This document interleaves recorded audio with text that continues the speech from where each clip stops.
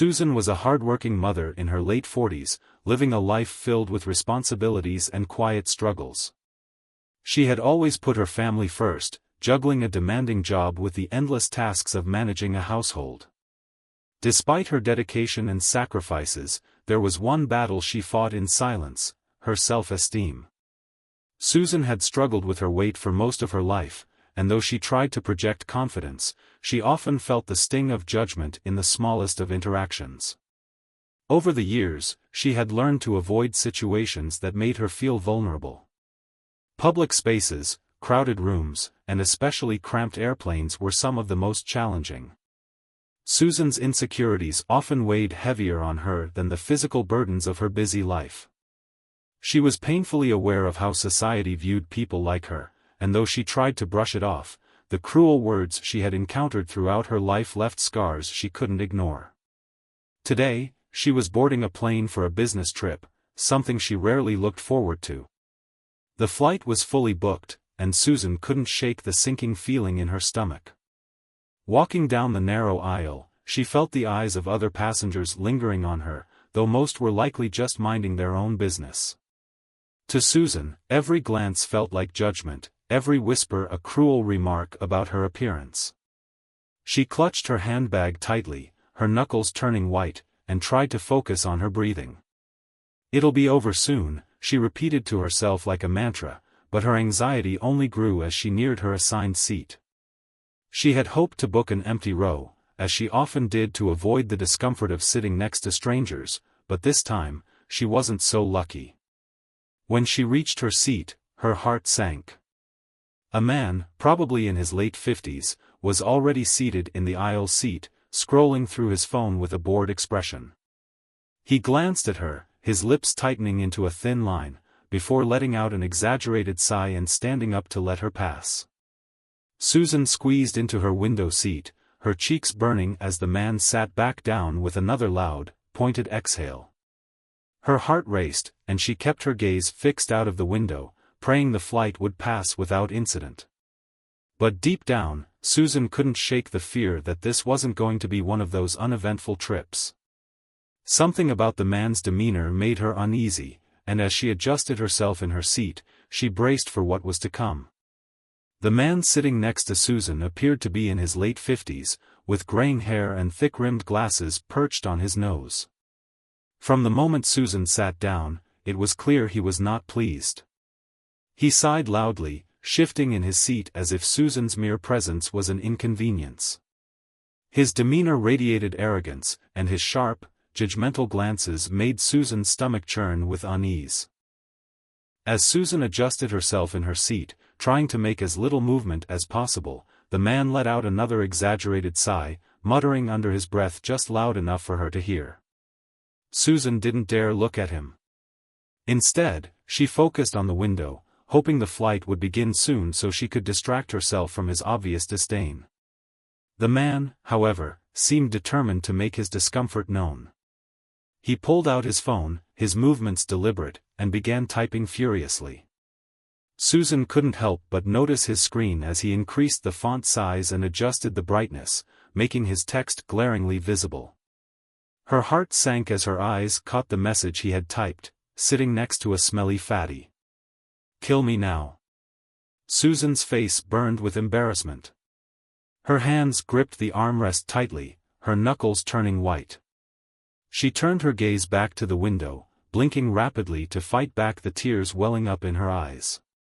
She didn't want to give him the satisfaction of seeing how deeply his words hurt her, but the sting of his cruelty was overwhelming. It wasn't just the insult, it was the intentional way he had made sure she saw it, as if he wanted to punish her for simply existing. The man smirked to himself, adjusting his phone so that the message remained in clear view. Susan's chest tightened as she tried to compose herself, taking slow, deep breaths. She couldn't understand how someone could be so intentionally hurtful to a complete stranger. She felt like a child again, reminded of the taunts and teasing she had endured growing up. The familiar weight of shame settled over her as she hunched in her seat, trying to make herself as small and invisible as possible. But the man wasn't done. He shifted in his seat, muttering under his breath about people taking up too much space and how airlines should have stricter rules. Though he didn't say her name, the implication was clear, and each word felt like a dagger to Susan's already fragile self-esteem. All she could do was sit there, silent and trembling, praying for the flight to end as quickly as possible. Barron Trump, seated a row behind the commotion, had been quietly scrolling through his phone, dressed casually in a plain white shirt and jeans. At just 17, he carried himself with a maturity beyond his years, preferring to keep a low profile despite his famous last name. As he glanced up from his phone, the tense atmosphere in front of him caught his attention. His sharp eyes immediately noticed the man sitting next to Susan, his exaggerated size, the smug smirk on his face, and the deliberate way he angled his phone so Susan could see the cruel message he had typed. At first, Barron simply observed, his face calm but his eyes narrowing as he pieced together what was happening. He saw Susan's shoulders tense, her head lowered as if trying to disappear into the corner of her seat. The redness in her cheeks and the way she dabbed at her eyes told him everything he needed to know. It was clear that the man's behavior was more than just inconsiderate, it was targeted cruelty. Barron's calm demeanor shifted. Quiet anger replaced his initial neutrality as he decided he couldn't sit back and watch this unfold. He didn't care who the man was or what he thought he could get away with, someone needed to step in. Barron stood up slowly, his tall frame giving him a commanding presence. He stepped into the aisle, gently tapping the rude man on the shoulder. The man turned around with an annoyed expression, expecting to see a flight attendant or another passenger. Instead, he was met with Barron's piercing gaze and firm stance. "Excuse me," Barron said in a composed yet assertive tone. "I need to speak with you." The man furrowed his brow, clearly startled by the interruption. "What is it?" he snapped, his tone dripping with irritation. Barron didn't flinch. "I couldn't help but notice the way you've been treating her," he said, nodding toward Susan, who looked up in surprise. "Your behavior is unacceptable." The man scoffed, trying to brush him off. "I don't know what you're talking about," he said, though his face betrayed his discomfort. Barron stepped closer, his voice steady and unwavering. "I saw what you typed on your phone. If you have a problem sitting next to her, then you should move. There's no reason to make someone else feel miserable because of your own issues."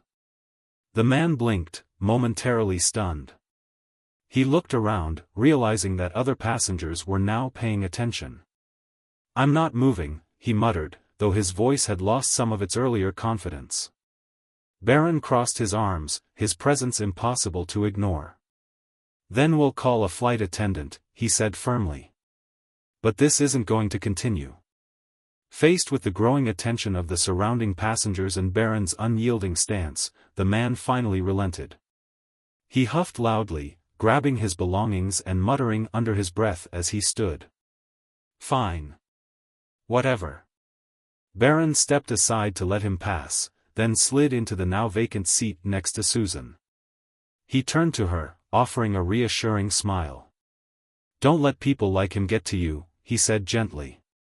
"He doesn't define your worth." Susan's eyes filled with tears, not of sadness, but of gratitude. "Thank you," she whispered, her voice trembling. "I don't know what to say."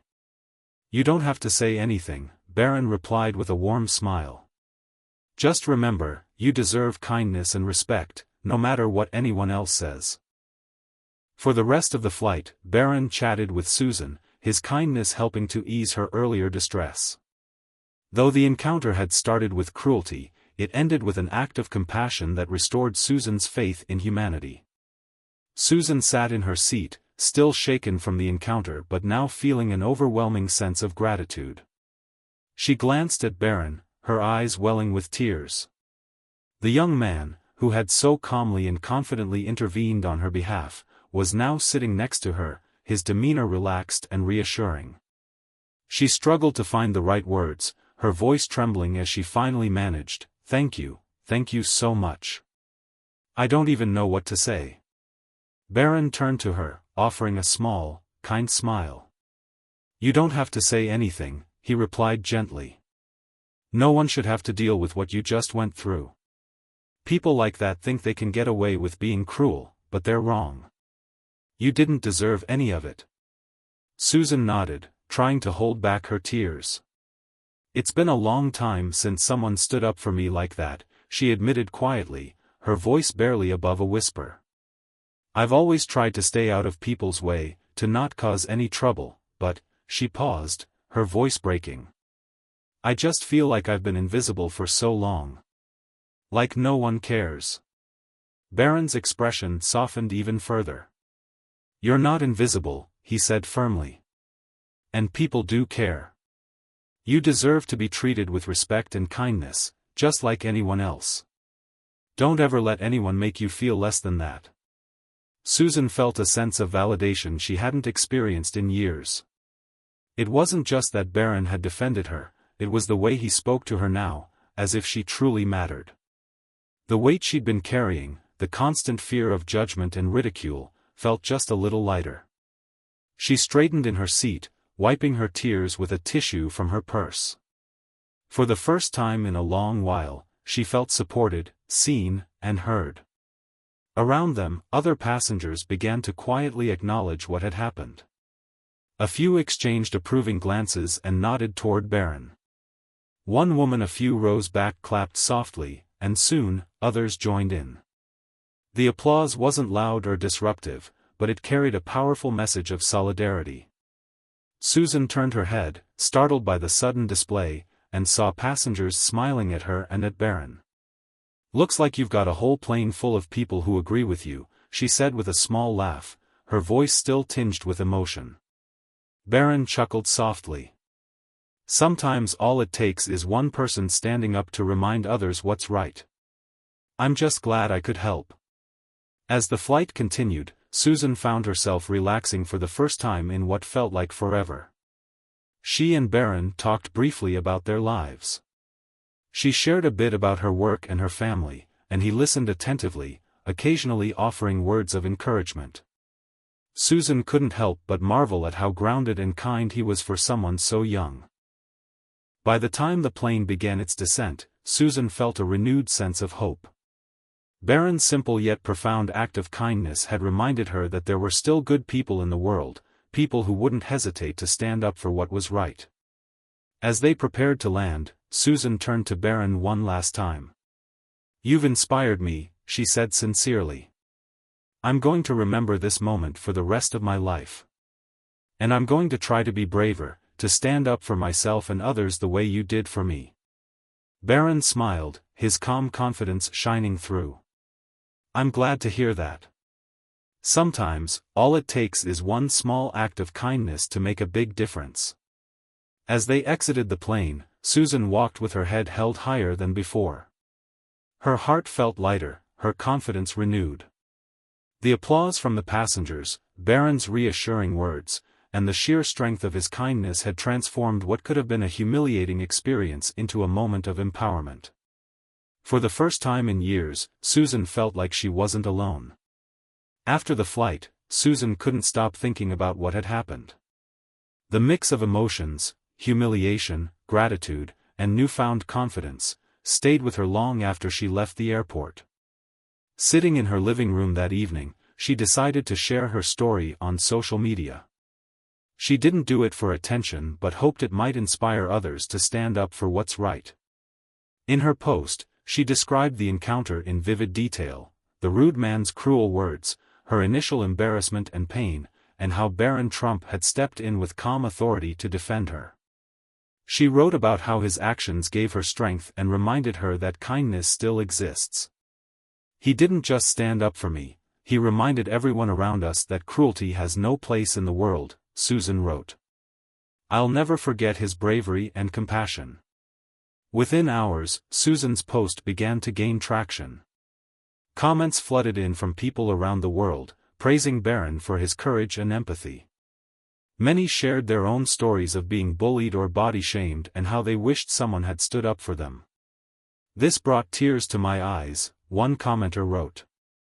The world needs more people like Barron. Another added, thank you for sharing this.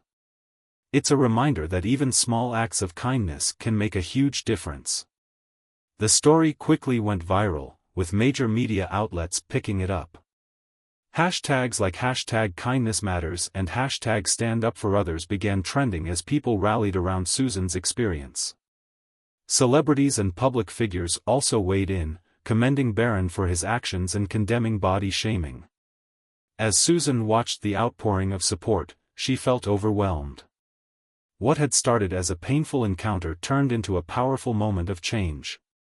She realized that sharing her story had not only highlighted Barron's kindness but also sparked a broader conversation about standing up for others and treating everyone with dignity. Sitting at home after the whirlwind of emotions on the flight, Susan couldn't help but reflect on the incident. What had started as one of the most humiliating moments of her life turned into an experience that restored her faith in humanity. She realized that kindness and bravery often come from the most unexpected places. Barron Trump, someone she had never met before, had not only stood up for her but had also reminded her of her own worth.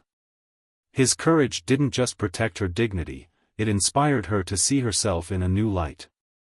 Meanwhile, Barron's act of kindness had not gone unnoticed. As the story went viral, he took to social media to share a heartfelt message. "Kindness isn't optional, it's essential," he wrote. "We all have a responsibility to stand up for others, especially when they can't stand up for themselves. The smallest act of courage can make the biggest difference." His post resonated with thousands, sparking discussions about the importance of treating others with respect and empathy. For Susan, the experience marked the start of a new chapter. She no longer felt weighed down by her insecurities. Instead, she felt a renewed sense of confidence, knowing that there are people in the world who won't tolerate cruelty and who will stand up for what's right. The memory of Barron's kindness would stay with her forever, a reminder that even in life's darkest moments, hope and compassion can shine through. Sometimes, all it takes is a single act of courage to change someone's life forever.